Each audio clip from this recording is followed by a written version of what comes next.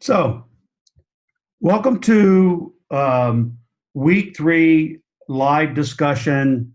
Um, I've had a scheduling conflict this week. I'm actually on travel and I was not going to be able to hold the live discussion this weekend or this week, but I wanted to record it and get it posted in the announcements section for you guys to review. This week, my attempt is to clear up any confusion with the final portfolio.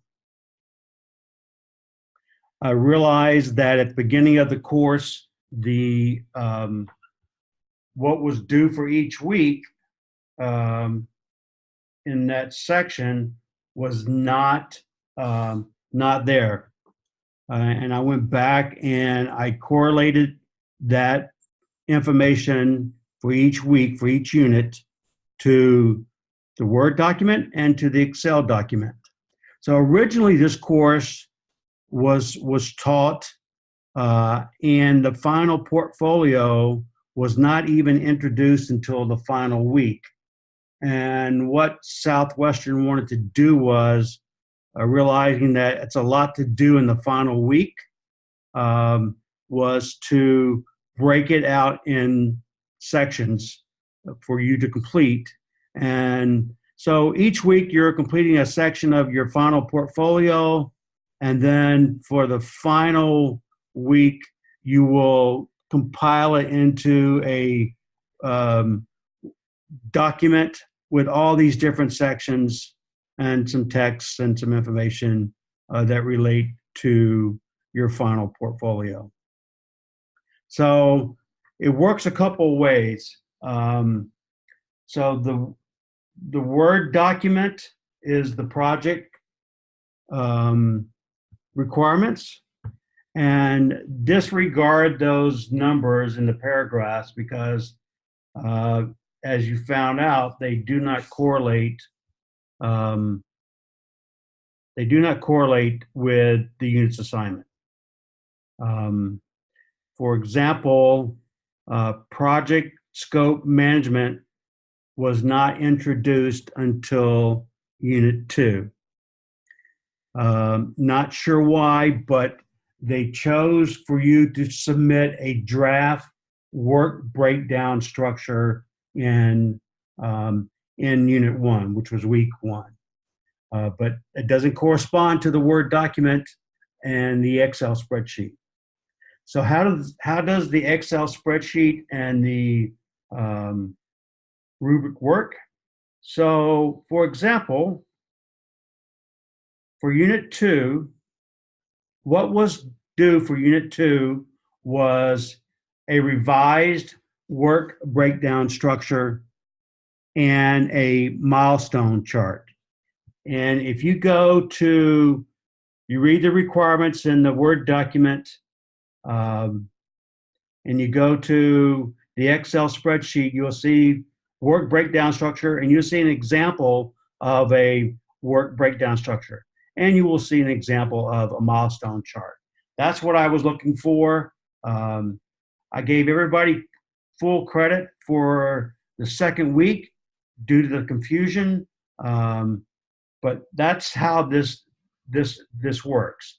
What I did was I went back in to each unit assignment and I listed what the assignment is for the week, and I put down in there what section of the Excel spreadsheet you go to find examples. So Unit 2, we talked about work breakdown structure and milestone chart, and that's what was due. You can see a milestone chart there. If you go to the Excel spreadsheet, you can see exactly what that looks like. So there's a milestone chart. Milestone chart is basically certain events that appear that have been completed, and those are dates. That's an example of a milestone report, and that's what I was looking for. You can see this work breakdown structure right here. In tab 1 and tab 2 is your milestone report. So that covers Unit 2, what was due for your final project. Like I said, I gave everybody full credit. If you didn't complete a work breakdown structure, use the one that you completed in Unit 1 for that assignment. But I have given you full credit because you'll need that work breakdown structure and that milestone chart in your final project. So that takes us to Unit 3, which is actually two project time management in the Word document. So it's asking for inner realistic durations for each task. So in order to complete Unit 3's assignment, you're to submit your Gantt chart and your network diagram.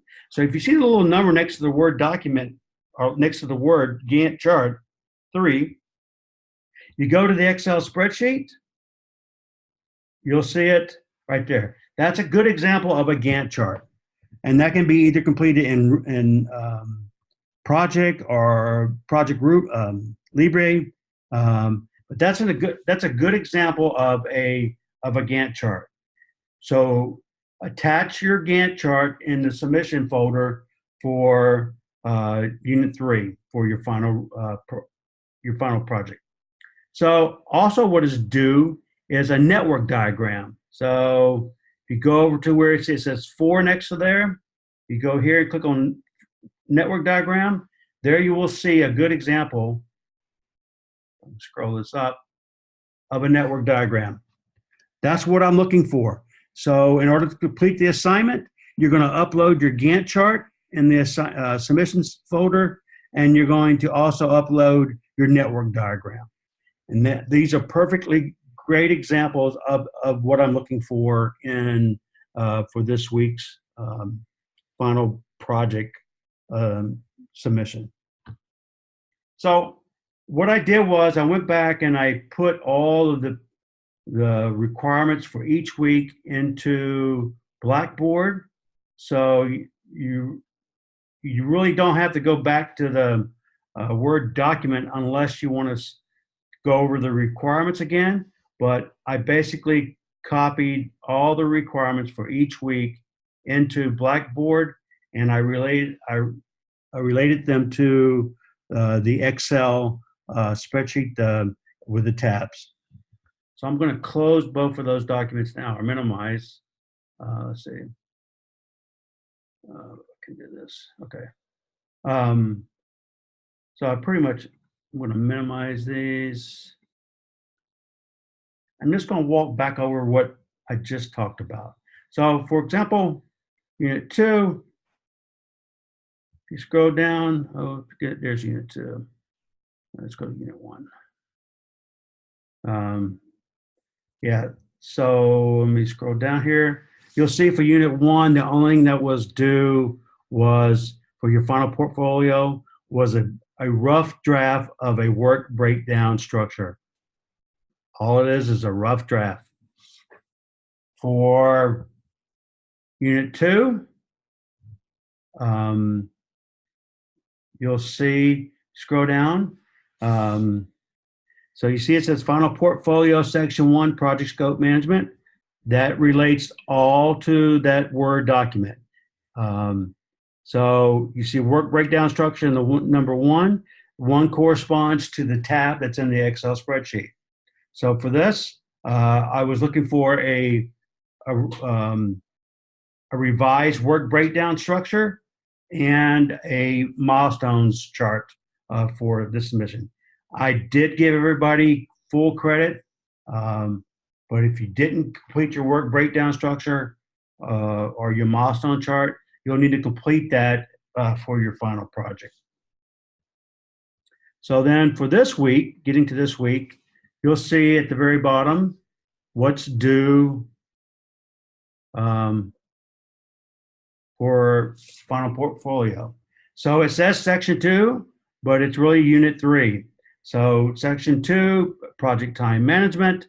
What are we looking for in this? So I've also referenced the book pages also. So that's not correct. No, the slides number. So If you go to 3 on your Excel tab, the Gantt chart, submit your Gantt chart that you completed. And go to 4, the network diagram tab on your Excel spreadsheet, and you'll see examples of your network diagram and your Gantt chart. I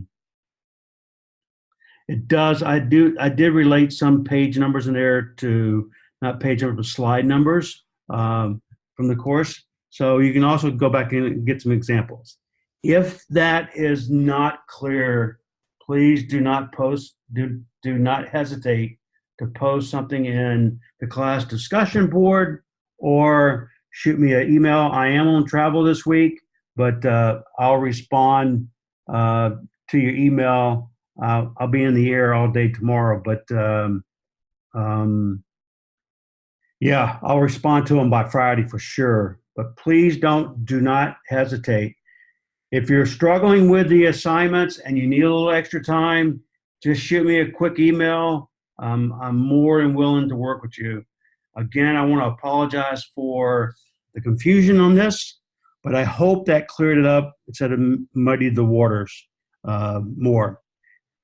Anyway, you guys have a great week, and I'll get this posted up on Blackboard as an announcement.